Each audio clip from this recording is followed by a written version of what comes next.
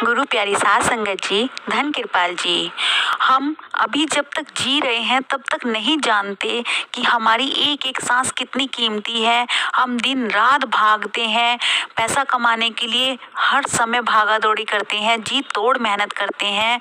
पर अगर हम एक दिन ध्यान से बैठकर एक पल के लिए सोचें कि जब हम मरते हैं तो हमारे ऊपर कफन भी दूसरा डालता है, हमारा सारा पैसा ऐसे ही पड़ा रह जाता है। आइए जानते हैं इस वृतांत के साथ। एक बार सिकंदर महान सिंध गए और सिंध में एक पहाड़ पर एक भक्त जो कि संत थे वो बैठे हुए थे, भजन अभ्यास कर रहे थे।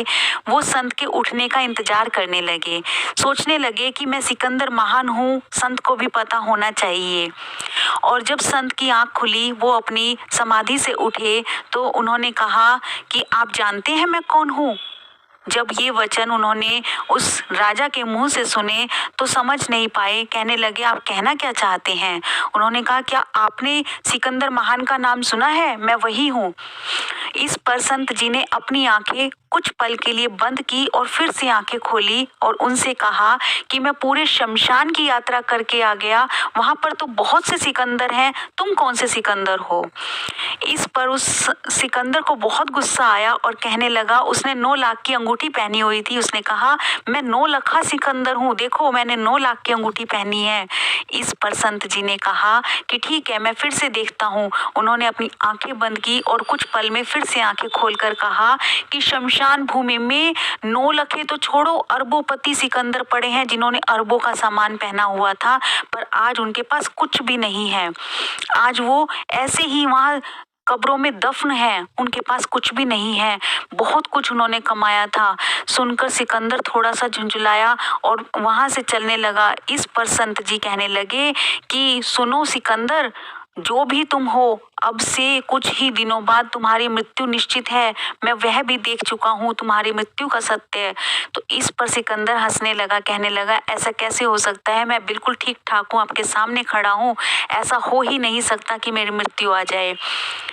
तो जब संत जी ने कहा कि ठीक है लेकिन कुछ ही दिन बचे हैं इसलिए तुम्हें आगाह कर रहा हूँ, इस पर सिकंदर थोड़ा सा नर्वस हो गया और कहने लगा कि कितने दिन बचे हैं, क्या मैं अपनी राज्य तक पहुंच पाऊंगा, अपनी भूमि को, अपने जागीर को, जो भी मैंने कमाया है उसको देख पाऊंगा। इस पर संत जी ने कहा ये मैं नहीं बता सकता, बस इतना बता सकता हूँ कि जिस पल धरती लोहे की होगी और आसमान सोने का होगा वो समय तुम्हारी मृत्यु का होगा। ये सुनते ही सिकंदर वहां से अपनी सेना को लेकर भागा और सोचने लगा कि मैं अपने राज्य तक पहुंच जाऊं। जब वह राज्य के लिए निकला, रास्ते में उसकी तबीयत खराब हो गई, उसको पेट में दर्द होने लगा और वह परेशान होने लगा। जब बिल्कुल हताश होकर वह गिरने लगा तो जो वहां पर लोहे का कवच था वो बिछा दिया गया। जितने भी उनके सैनिक थे उन्होंने वो कवच अपने अपने बिछा दिए और उस पर सिकंदर को लिटा दिया। अब जब सिकंदर लेटा हुआ था, ऊपर से धूप बहुत तेज पड़ रही थी, तो वो जो छतर सिकंदर की रथ यात्रा के ऊपर था उस छतर को उसके ऊपर कर दिया और अब सिकंदर को अपनी मृत्यु साफ साफ नजर आने लगी। कहने लगा ये धरती लोहे की बन चुकी है और आसमान सोने का बन चुका है, उस संत ने सत्य कहा था और मेरी मृत्यु का समय आ चुका है।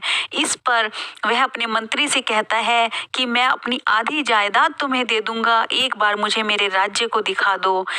लेकिन मंत्री कहने लगा कि ये समय कभी नहीं टलता, हम अपनी सांसें देकर भी आपकी सांस नहीं ला सकते।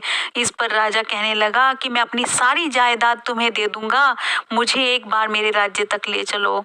लेकिन कोई भी इस चीज के लिए हाँ नहीं भर पाया और जब सिकंदर को पता चला कि अब मेरे पास एक पल भी नहीं बचा तो उसने कहा कि जिस समय मेरी अर्थी यहाँ से निकाली जाएगी तो मेरे हाथ दोनों मेरे कब्र से बाहर रखना, ताकि लोगों को ये पता चले कि सिकंदर होने के बाद भी, इतनी सारी जायदाद मेरे पास होने के बाद भी मैं एक पल भी अपने लिए नहीं खरीद पाया और मैं खाली हाथ गया हूँ, मेरे हाथ में कुछ भी नहीं था, ताकि दुनिया मेरी इस मृत्यु से ये सीख ले सके और वह अपने लिए कुछ कमा सके, कुछ कर सके। तो अगर हम भी चाहते हैं कि हम अपने लिए कुछ कमाएं, अपनी कमाई करें, तो थोड़ा समय भजन अभ्यास के लिए जरूर निकालें, क्योंकि वही हमारी असली कमाई है। नहीं तो ऐसे ही दुनिया में आए हैं और ऐसे ही चले जाएंगे। महान महान राजा इस दुनिया से चले गए, जिन्होंने सारी दुनिया कमा कर छोड़ दी, वो इस दुनिया से चले गए, खाली हाथ गए। हम भी खाली हाथ जाएंगे। अगर हमें अपने लिए कुछ कमाई करनी है तो थोड़ा समय भजन के लिए जरूर निकालें। कैसे भी करके कुछ समय भजन अभ्यास को जरूर दें, अपने लिए कुछ कमाएं, ताकि जब हम मरने लगे हमारे पास संतोष हो कि हमने अपने लिए भी कुछ कमा रखा है, और हम उस समय दुखी ना हो कि अब हमारा क्या होगा। अगर आपको मेरी वीडियो अच्छी लगती है प्लीज़ लाइक कीजिए, शेयर कीजिए और चैनल को सब्सक्राइब जरूर कीजिए।